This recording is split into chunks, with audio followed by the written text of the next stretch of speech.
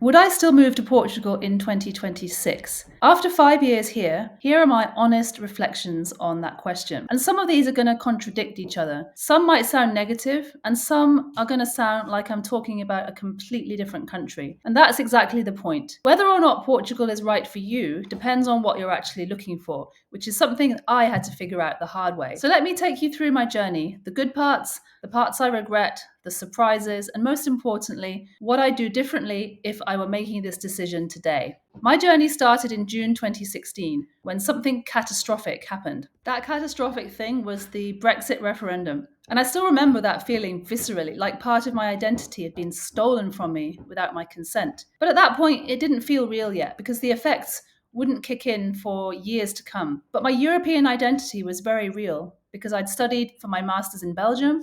I'd worked briefly for the EU Commission. Basically, I'd built my entire adult life around these European freedom of movement rights. Rights that I'd had since I was about 11 years old when they signed the Maastricht Treaty, which created the EU in 1993. But Brexit didn't change who I was. It just took away the legal status that matched my identity. By 2019, I knew I had to act. The window to establish my residency in the EU, the easy way, was rapidly closing. And in fact, I actually first established residency in Belgium in the summer of 2019. But then I was talking to a friend in Brussels one day, and she suggested that I check out Lisbon, thinking that I might like it. And the rest was history. I arrived in Portugal in January 2020, and I was still technically an EU citizen at that point. And things were much simpler because I was still able to use my freedom of movement rights. To get residency, I basically walked into my local Câmara Municipal in Lisbon, showed them my passport, paid, I think it was €15 at the time, and I walked out straight away with a 5-year EU residency certificate. It was all pretty easy. And later on, all British residents in my situation were grandfathered in under the UK-EU withdrawal agreement. So I was fortunate at that point that my rights in Portugal continued without any interruption. So why Portugal specifically? Well, I said this was my honest reflection, so I'm going to be honest here. And yes, I did compare citizenship timelines across the whole EU, every single country. And I found that Portugal, among some other countries, had one of the fastest pathways at that point, which was 5 years. That's just pragmatic decision making when you're trying to restore your legal status as a European. And the question was never if I'd return to Europe, it was really only which European country would be the right fit for me, while also offering a reasonable path back to citizenship. And I didn't move to Portugal to become European, I actually moved to legally remain European. And thinking about the tax benefits, that old NHR scheme that got cancelled, I actually had no clue about that before moving. It was not a factor in my decision, but of course I did end up accessing it. And yes, it was a great benefit and helpful financially. But in case you didn't know, NHR was never a magic zero tax wand, ever. There was always tax to be paid on whatever source of income somewhere in the world. So it was January 2020, and there I was in Lisbon. And then, well, I guess you know what happened next.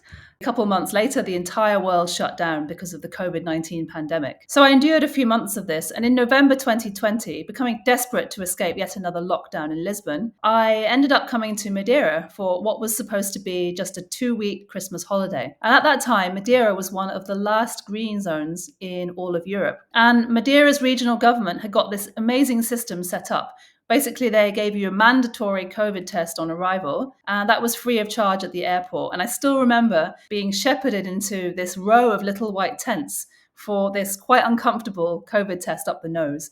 But it was extremely well organized, and thanks to this initiative, life on the island carried on largely as normal during the pandemic. Yes, we wore masks in supermarkets and enclosed spaces, and even on the streets at one point. But in early 2021, they brought in a 7 p.m. curfew until April to counteract a spike from the New Year's Eve celebrations. But outside of curfew hours, things were pretty normal. We could meet friends, sit at restaurants, go hiking, walk around outside. And I was captivated by Madeira. The beauty of the island, the quality of the community, all of it was fabulous. And so I decided to stay. So it was supposed to be 2 weeks initially, but I actually ended up staying in Madeira until early 2023. And at that point, I became a victim of island fever. And I decided I wanted to give Lisbon another try. But by early 2025, I found myself regretting that decision, and I decided to finally move back to Madeira.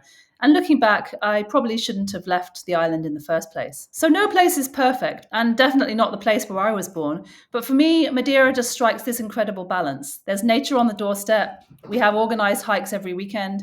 And there's a friendly and welcoming community of both locals and internationals, and a very relaxed pace of life. Even better, Funchal is really well connected to the UK, mainland Europe, even I think New York City and perhaps Toronto these days. And the key to staying happy here is really two main things. One, engage with the community, both locals and internationals, and keep mixing things up by taking off-island trips just to keep life interesting and avoid getting island fever, because it is a small place. There's a very special community here. Particularly want to shout out the Madeira Friends initiative, which builds bridges and brings immigrants and locals together. There's also a lot of regular coffee shops where I go, and I'm becoming a familiar face.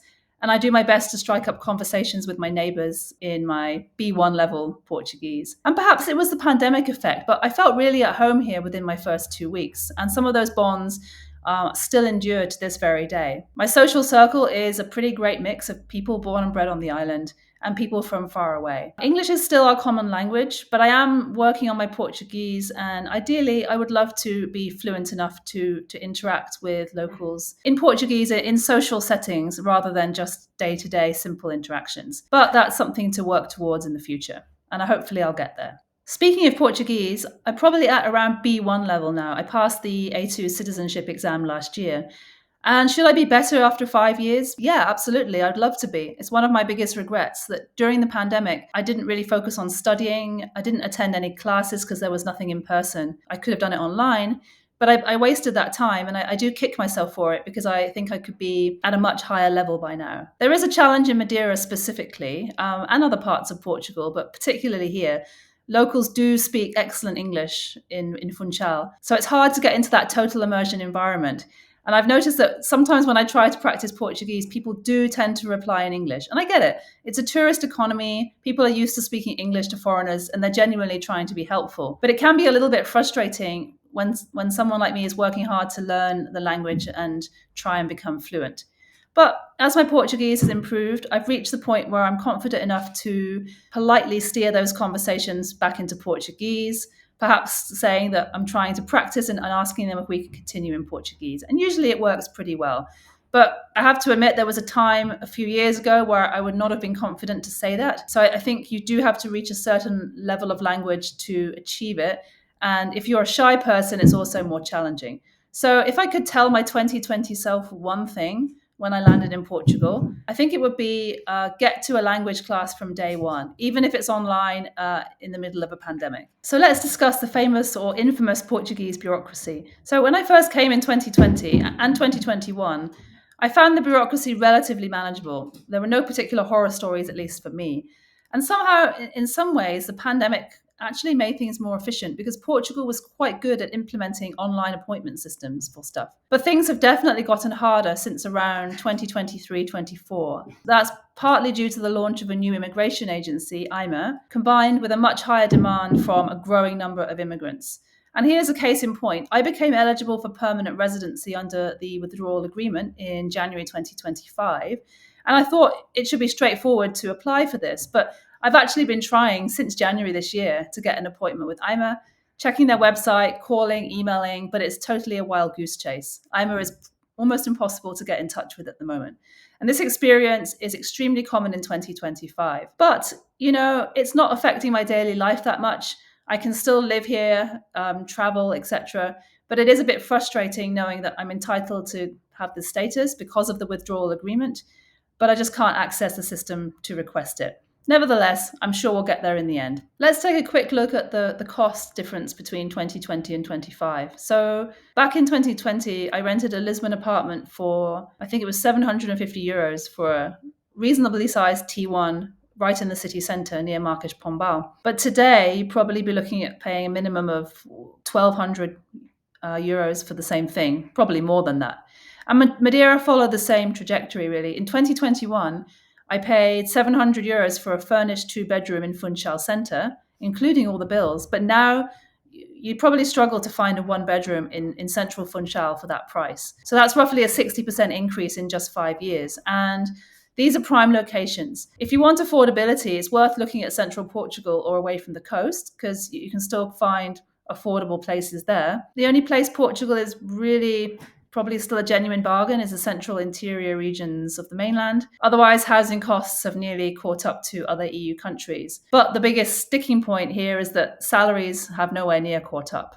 Supermarket costs have also climbed, although I haven't really been tracking those quite as closely as rent costs, but they're definitely going up and you get less for your money. And comparing Madeira to Lisbon, well, I would say in terms of rent costs, they're more or less the same these days. It might even be worse in Madeira because being a tiny island, it's a lot smaller and there's less choice of places to rent or to buy. And if you're looking at Madeira versus central Portugal, then Madeira is going to be much more expensive. So just factor that into your decision if you're thinking of moving here. So let me be honest here about what you're accepting if you choose to live in Madeira. One thing is that you are forced to fly in and out. There's no other transport option. There used to be a ferry, but it's not around anymore. So I have a fear of flying, and this isn't a trivial point for me, although I have gotten used to it because I had no choice. You have more limited access to some kinds of products, although most things can be ordered online, on Amazon, etc., and they do come here quite quickly. So that is getting better and better. If you need a job to move, then Madeira is definitely not the right place. Most jobs are in hospitality and tourism. They're not very well paid, and you typically would need to have a good level of Portuguese. But if you're retired or you work remotely and you value nature over nightlife, then Madeira could be a perfect fit for you. It does have all the public services and the high quality medical care of a larger city. And you also have these amazing mountains and ocean on your doorstep. But there are a few unglamorous truths to consider. And the Instagram version doesn't show you what normal life is like, right, in Portugal. Of course, like any country, you're going to encounter disagreements, confusion, frustration, delays. People may try to cheat you.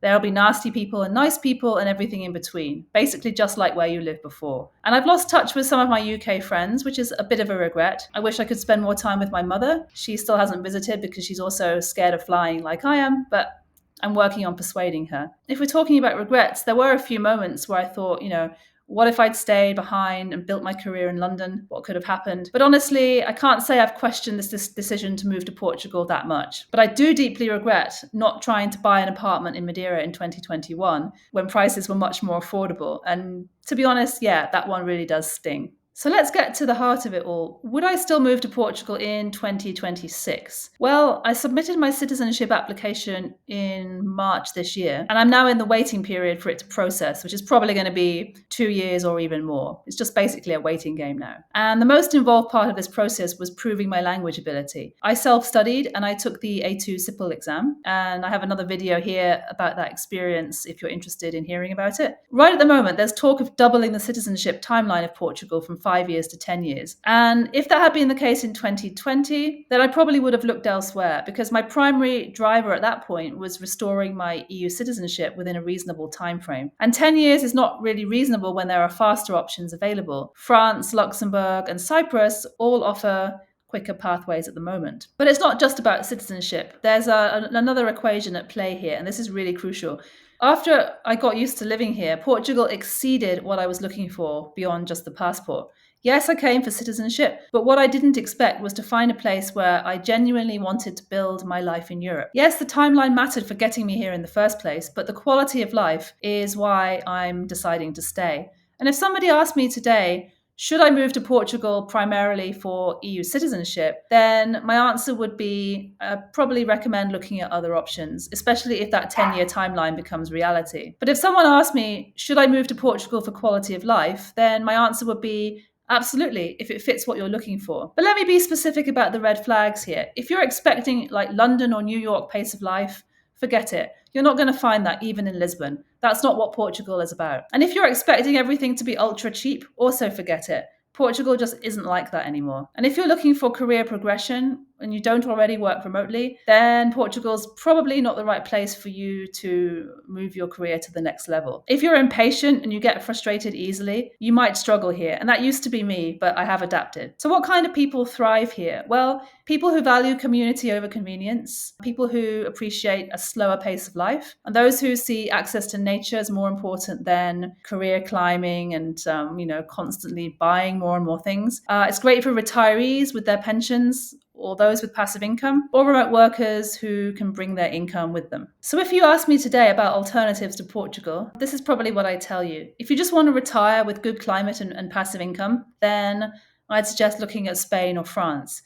If EU citizenship is still your primary goal, I would say take a look at France, Luxembourg, or Cyprus, because they have faster timelines than Portugal. If you're looking for job opportunities as a non-EU citizen, then it's going to be challenging anywhere in Europe, but probably Netherlands or Germany are your best bet for finding a well-paid job. But do keep in mind that getting sponsored for a work permit, I've heard that it's really, really challenging. So what does the future look like for immigrants in Portugal? Well, the international community has changed a lot since 2020, particularly in Madeira. Back then, remote workers were only just discovering the island. And previously, there were some established immigrant communities here, including from the UK, Germany, Venezuela, and South Africa, for example. But these days, you do see a lot more diversity. And there's folks from Bangladesh, Nepal, and Pakistan, many working in hospitality and the gig economy, like delivering Glovo, driving Uber, and things like that. And I want to address something that I see a lot of in online forums, Facebook groups, and Reddit. It's this sense of an anti-foreigner, anti-immigrant sentiment from accounts that claim to be Portuguese. Now, the effect of this is that it creates a perception of a hostile environment. I'm not going to claim that this sentiment is completely artificial or that people are genuinely not frustrated about certain things. But I did spend time, and I did a PhD in fighting disinformation. And this has taught me that coordinated inauthentic behavior and astroturfing are common in political campaigns. And this is basically online behavior organized to make it look like the public holds a certain viewpoint when in reality, that viewpoint is nowhere near as widespread. Personally, I haven't experienced any anti-foreigner sentiment here in 5.5 years. And I do suspect that this perception has been artificially amplified by fake accounts online. We saw this with Brexit itself, the Trump election, COVID-19, and many other political flashpoints. And I know this firsthand because I've worked in this context. The local population in Portugal, in my experience, continues to be, on the whole, polite, kind, friendly, and welcoming. Of course, as immigrants, we should all make an effort to integrate and learn some Portuguese and respect the culture. Of course, goes without saying, at least for me. But don't let online toxicity scare you away from what could still be a great life decision. So what have I gained and what have I learned from these years in Portugal? Well, first off, I would say that living here has made me more circumspect about life, more patient, a little more patient, calmer and more adaptable. It's taught me that things usually work out for the best, even if they seem messy and chaotic at first. And I've developed some authentic community building skills, actually. I even launched my own AI Madeira WhatsApp group to help immigrants and locals come together and to learn more about opportunities in the AI space. And yes, I have developed some language skills, although, as I already explained, they could be a lot better, and I am working on it. And most importantly, the day I become a Portuguese citizen will be the day that the loss of Brexit is truly healed. That's still a way ahead of me, but I'm definitely getting closer. So let me circle back to where we started. Would I move to Portugal again in 2026? Well, there are two questions at play here. If you're asking as a pathway to citizenship with a 10-year timeline and no tax benefits, then to be very honest, I would probably say no. I would look at faster options elsewhere in the EU. But if you're asking, is it for quality of life? Even without the tax benefits, even with the bureaucratic challenges, even with higher costs than 2020, then I would say yes, especially if Madeira fits your lifestyle. So Portugal was not a loophole for me. It was the bridge back to my European identity. And I didn't move here to become European.